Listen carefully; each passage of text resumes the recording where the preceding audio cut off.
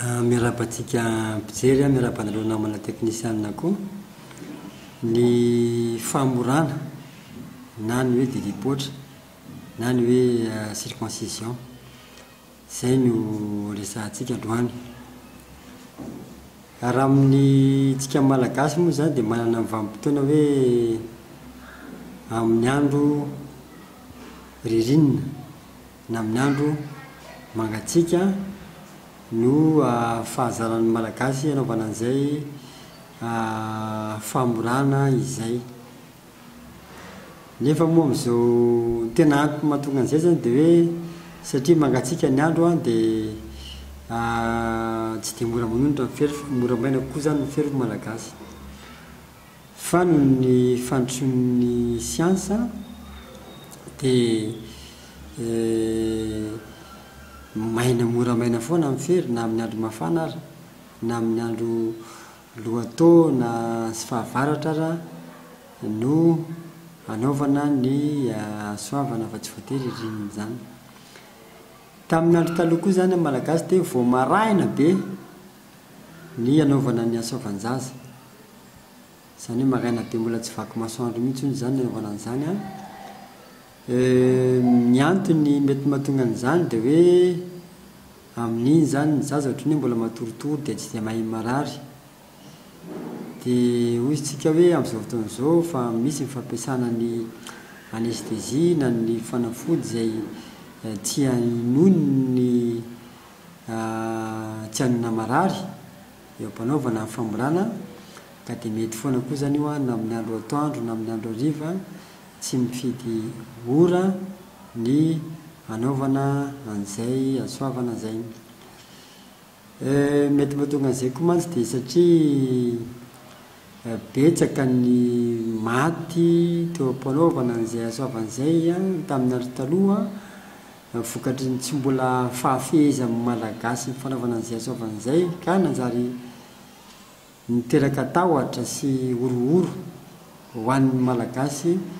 fanaovana an'izay asoavana izay, dia namono tsy mpanandro izy vokatry tahotra izay satria mpanandro zany ny andriamanitry ny malagasy tamin'ny fotoan'andro. Dia ny mpanandro no teny manao hoe amin'ny andro vao maraina mbola tsy vaky masoandro no anaovana ny asoavana, zany hoe baika avy any mpanandro zany ilay izy. Ka amin'izao fotoana izao moa zany efa vitsy ny malagasy mankany amin'izany mpanandro zany noho ny fisian'ny fivavahana kristianina sy ny fisian'ny fandrosoan'ny teknôlôjia, dia tsy mipetraka intsony koa zany hoe zany hoe vao maraina zany fa na amin'ny andro atoandro koa raha dia mety foana ny fanaovana an'izay asoavana izay. Eo amin'ny fahafiry-taona eo zany ny anaovana an'izay asoavana izay. Io zany dia mety foana na voateraka mihitsy ara ka mandrapalehibe tsy mifidy taona, fa tsikaritra fotsiny hoe eo amin'ny voateraka aloha ny zaza dia mbola manana tsara le singa avy any amin'ny reniny izay mampivaingana ny rà zany le facteur de coagulation zany, mety tsara amin'iny. Dia misy fotoana indray izy io orinan'izay sy maro milatsaka kely dia miverinao mafy be indray izy na feny tsara indray izy eo amin'ny fahavalo andron'ny zaza io zany dia na io koa zany ny vanim-potoana mety tsara ny anaovana ny dilipotra satria io zany tena mafy tsara manomboka miverina amin'ny laoniny le singa mampivaingana ny rà ka tsy mahabe rà ny zaza, dia manomboka eo zany dia mety foana amin'izay fahavalo andro dia roa taona telo taona, misy ny miteny hoe roa taona sy telo taona ny zaza efa mahatandro tena tsara dia tsy maninona mety koa zany zany hoe mety zany aloha dia tia mialohan'ny fotoana mbola tsisy ny antsoina hoe érection na ny fihenjanan'ny filahina iny zany, indrindra fa zay mahasaritra ny dilipotra ho an'ny olona dehibe satria raha mandritry ny fotoana tsy mbola mahamaina amin'ny fery iny zany misy tapoka izay fihenjanan'ny filahina izay dia miditra daholo indray le fery nandritry ny fanaovana izay asoavana izay zany. Inona avy ara zany ny fiomanana atao mialohan'izay fanaovana ny asoavana izay. dia ny tsara aloha dia mamonjy dokotera ny tsara indrindra dia ny dokotera zany no mbola fizahanany olona na ny zaza ho atao asoavana. Misy koa zany bilan mety atao satria misy karazana olona ohatra izay tsy mety mijanona mihitsy ny rà na ela be vao mijanona ny rany raha vao misy fery na misy ratra le olona hotsika hoe misy an'tolay hoe hémophile tony zany hoe tsy ampy na tsy misy mihitsy ny singa mampivaingana ny rany raha vao maratra izy ka raha vao misy fery na misy ratra dia mandeha raha be tsy mety mijanona ny olona io manao moragie ary mety mahafaty mihitsy ara dia ny fanadihadiana sy ny fizahana sy ny bilan ataon'ny dokotera no ahafantarana an'izay mba ahafahana mandray fipetra manokana ny amin'ireny olona ireny raha hoe eo amin'ny fanaovana an'izay asoavana azy izay. Inona vara ny tombontsoa azo avy amin'ny asoavan-jaza na ny famborana zany na zaza na olon-dehibe zany satria ny famborana dia fanesorana n'le hoditra kely manarina ny lohan'ny filahina iny. Iny hoditra manarina ny filahina iny zany dia mitahiry loto ao anatin'iny, mitahiry loto na zany rehefa avy mivalan-drano ny olona misy ambikambo mijanona ao na rehefa ohatra avy manao fifaisana ny olona na olon-dehibe zany ohatra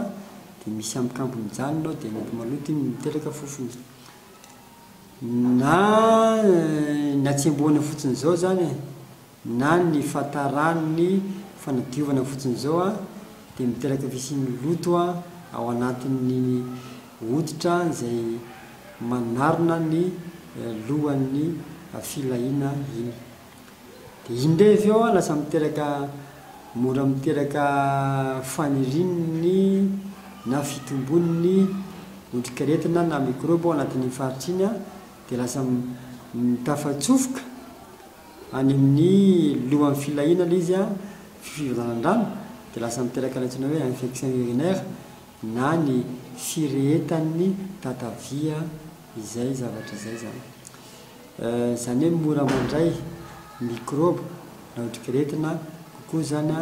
ny olona tsy mifora miohatra ny olona mifora zany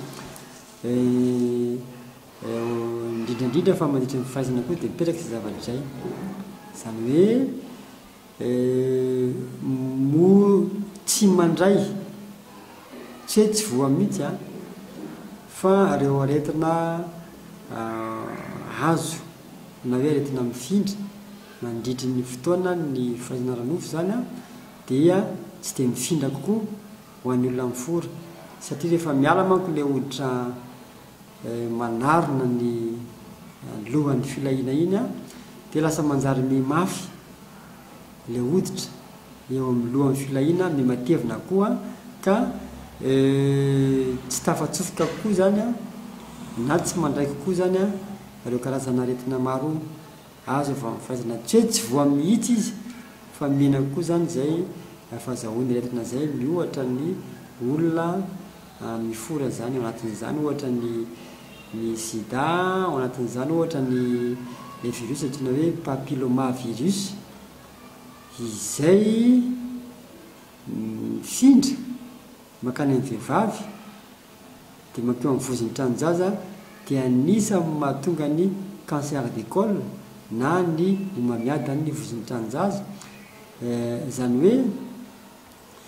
miena kokoa zany ny fahazahoan'ny vehivavy ny cancer du col na ny mamiada ny voziny tranonjaza amin'ny vadiny na amin'ny vadiny izay mifora zany aizany zay mitombotra anankiray koa avy amin'ny famorana dia hoe tsikarotra hoe miena kokoa zany ny homamiada ny prostate amin'ny olona izay mifora zany dia zay zany ny tombontsoany ny famorana amin'ny ankapobeny akoatran'izay koa ny tombontsoa zany eo amin'ny fahadiovana satria raha tsy mifora zany ny olona dia tsy maintsy manadio matetika koa ny filahiny satria azaky nitetsika teo miteraka fofona na miteraka microba la hoditra na mitahiry microba ohatsika na mitahiry lotoa le hoditra zay manarina ny lohan'ny filahina iny zany karazan'ny fanaovana ny famorana moa dia misy ny fomba taloha zany didina amin'ny antsy fotsiny le izy dia aveo mety manao morazibe iny aveo tateorina nefa nisy ny faiza manao ny dokotera dia aveo fatorana daholo ny lalandraha rehetrarehetra zay mandeha misy mivoatra ny tateorina dia misy ny fampiasana bistoury électrique zay sady moa zany manidy lalandra ka tsy mabezaka ny raha mandeha dia efa misy koa zao karazana fitaovana hafa koa zany atsofoka dia tonga dia miketoka na miketoka n'le hoditra iny dia mijanona andro vitsivitsy eo dia mihitsana ho azy koa ny hoditra iny zany zay efa misy fomba maro zany zao ny fanaovana an'izay famorana zay amin'izao fotoana izao dikan'izany antsika malagasy zany mety foana io zany na andro ririnina na andro tsy ririnina dia mety foana koa na andro maraina ny andro atoandro na andro hariva dia mirary soa antsika izay manalahy kely ianao didipoitra dia manotra veloma koa ny teknisiana misaotra tompoko